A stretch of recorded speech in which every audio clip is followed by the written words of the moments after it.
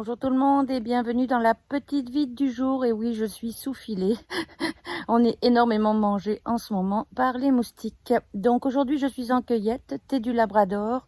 Il pousse au bord de l'eau. Donc là, je vais aller faire la cueillette. Je peux la faire sur mon île, mais aussi tout le long de mon bord d'eau se trouve le thé des bois et le thé du Labrador. Alors je vous ai fait une vidéo que vous pouvez re-regarder pour savoir comment le reconnaître. Et là, on va faire juste une petite vidéo courte pour vous montrer le thé du Labrador. Alors voilà, chez moi, il pousse tout mélangé. Donc comme vous voyez, bon, moi, il est facile à reconnaître. Donc il est ici.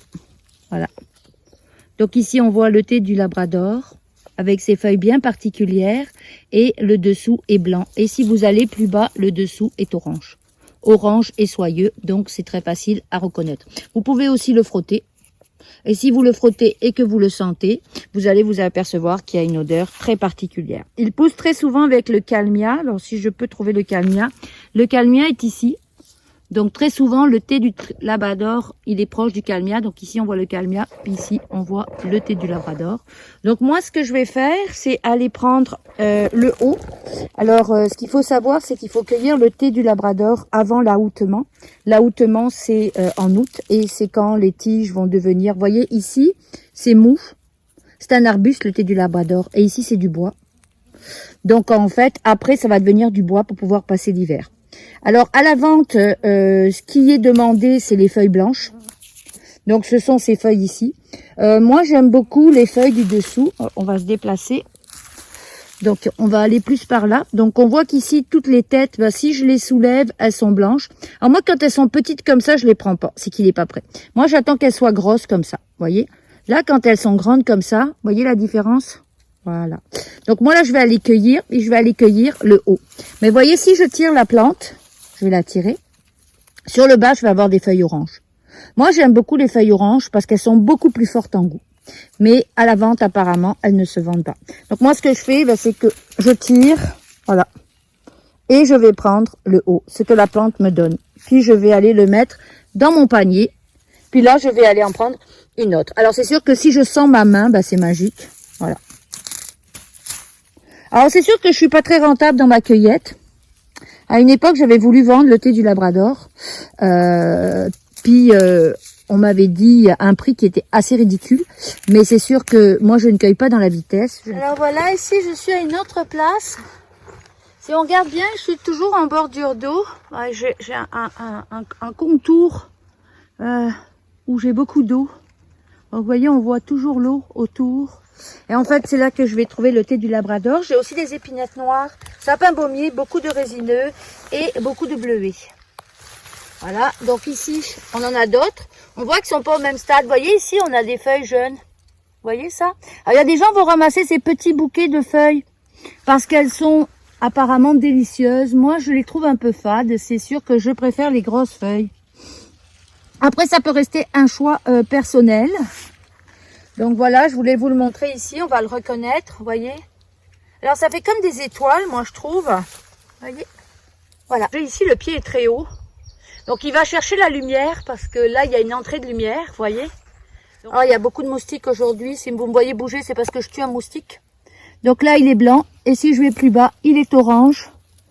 Voilà, et il est poilu sur le dessous. Et si je le frotte, il a une très bonne odeur. Ici il est au milieu des bleuets, donc tout ça c'est des bleuets. Des bleuetiers, voyez, c'est toutes des bleuetiers, donc il est encadré de bleuetiers et de Kalmia aussi. Donc ici on voit le Kalmia. Comme je vous dis, c'est souvent les espèces qu'on va retrouver autour, c'est ça qui est intéressant à reconnaître. Alors le thé du Labrador, on peut en faire beaucoup de choses. J'ai beaucoup de gens qui m'écrivent pour me dire qu'est-ce que t'en fais. Donc on peut simplement le mettre comme la menthe dans de l'eau. Donc vous prenez un bouquet. Moi en général je prends 2 bouquets comme ceci.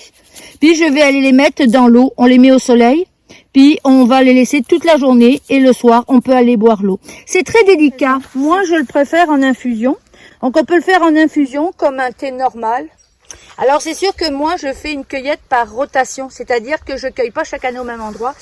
Je vais essayer de pas marcher dessus parce que mon gros problème c'est que partout où je marche j'en ai. Il est particulièrement beau, je sais pas si vous le voyez là, mais il est magique. Moi, je trouve ça beau. Moi, j'ai découvert ça, quand j'étais au Japon. Ils infusent l'été plusieurs fois. Alors, c'est sûr que le goût devient moins fort au fur et à mesure. Mais tant que vous avez du goût, vous pouvez le réinfuser. Moi, ce que je fais souvent, c'est que le deuxième jour, je rajoute une autre plante. On peut aussi aller faire bouillir son eau et le jeter directement dedans. Voilà. Donc, on peut aller le mettre aussi dans une crème brûlée. Alors, moi, j'adore aromatiser un lait. Donc, vous faites chauffer votre lait, vous l'aromatisez. Et là, j'ai commencé à partir des cheong, donc des cheong au thé du Labrador, avec différents fruits, parce que bien sûr, le fruit, la feuille ne rend pas beaucoup d'eau. Donc ça, c'est à suivre, vous aurez sûrement des vidéos. On peut l'utiliser aussi, j'avais fait un gravlax, donc allez le mettre directement pour un saumon.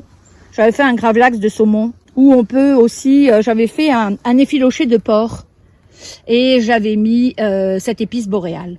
Voilà, je vais continuer à cueillir. Ça va me prendre à peu près 2 heures, 2 heures et demie. Je vais remplir ma chaudière pour après aller le mettre dans mon séchoir traditionnel. Donc, je ne fais pas de séchage en déshydrateur. Je le mets dans un séchoir à clé. Il y a une vidéo qui montre mon séchoir et sa conception qui a été fait par mon conjoint.